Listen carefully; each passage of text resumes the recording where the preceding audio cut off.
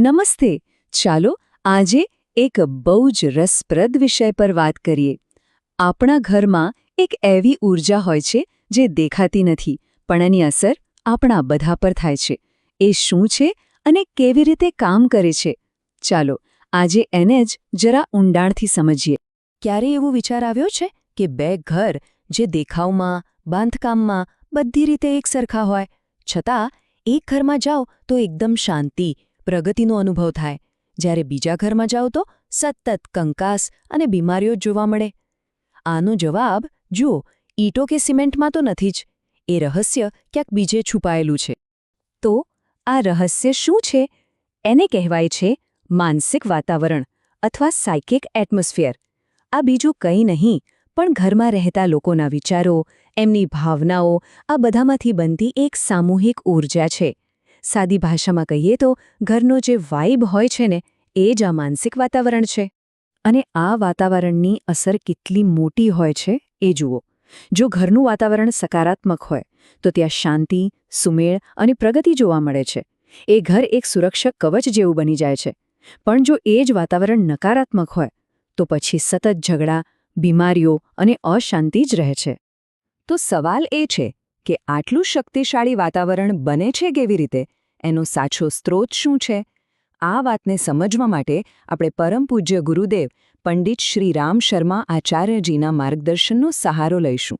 એમણે આ વિષય પર ખૂબ જ ઊંડાણપૂર્વક પ્રકાશ પાડ્યો છે. ગુરુદેવના કહેવા મુજબ આ બધાનો આધાર છે સંકલ્પ શક્તિ. એમના પુસ્તક માનવીય વિદ્યુતના ચમત્કારમાં તેઓ કહે છે કે વ્યક્તિની સંકલ્પ શક્તિ એ એની અંદર રહેલી એક શક્તિશાળી વીજળી જેવી છે. અને જ્યારે પરિવારના સભ્યોની સંકલ્પ શક્તિ એક દિશામાં કામ કરે છે, ત્યારે એ એટલી પ્રચંડ બની જાય છે કે અશક્યને પણ શક્ય બનાવી શકે છે. હવે સૌથી રસપ્રદ વાત તો એ છે કે ગુરુદેવે જે હજારો વર્ષો જૂના જ્ઞાનના આધારે કહ્યું, એ જ વાત આજે આધુનિક વિજ્ઞાન પણ સ્વીકારી રહ્યું છે. ચાલો જોઈએ કે સાયન્સ આ વિશે શું કહે છે. આધુનિક વિજ્ઞાન આને સામૂહિક ચેતના એટલે કે કલેક્ટિવ ઇન્ટેન્શનલ કોન્શિયસનેસ કહે છે. પ્રિન્સ્ટન યુનિવર્સિટી જેવી મોટી સંસ્થાઓમાં થયેલા પ્રયોગોએ સાબિત કર્યું છે કે જ્યારે લોકોનું એક જૂથ એક જ વિચાર પર ધ્યાન કેન્દ્રિત કરે છે, ત્યારે એની ભૌતિક અસર આસપાસના વાતાવરણ પર પડે છે. આ તો એ જ વાત થઈ જે ગુરુદેવ કહી રહ્યા હતા. આને એકદમ સરળ રીતે સમજીએ. જ્યારે પતિ-પત્ની કે પરિવારના સભ્યોના વિચારો, એમના ઈરાદાઓ એકબીજા સાથે સુમેળમાં હોય છે, ત્યારે ઘરમાં એક સકારાત્મક ઊર્જાનું ક્ષેત્ર બને છે, જેને વિજ્ઞાન કોહેરન્સ કહે છે. પણ જ્યારે વિચારોમાં સતત ટકરાવ હોય, ત્યારે એ જ ઊર્જા વિખેરાઈ જાય છે અને ઘરમાં અશાંતિ અને નકારાત્મકતા ફેલાય છે, જેને એન્ટ્રોપી કહેવાય છે. આને સમજવા માટે એક માનસિક બેટરીનું ઉદાહરણ બહુ સરસ છે. ઘરમાં પતિ-પત્ની કે ભાગીદારો વચ્ચેનો જે સહિયારો સંકલ્પ છે, એ જ આ બેટરી છે.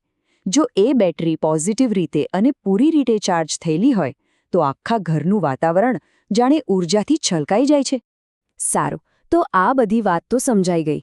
પણ હવે મુખ્ય પ્રશ્ન એ છે કે આ બધું જાણી લીધા પછી આ શક્તિનો વ્યવહારમાં ઉપયોગ કેવી રીતે કરવો? આપણે આપણા ઘરના વાતાવરણને સુધારવા માટે શું કરી શકીએ? ચલો હવે એના નક્કર ઉપાયો જોઈએ.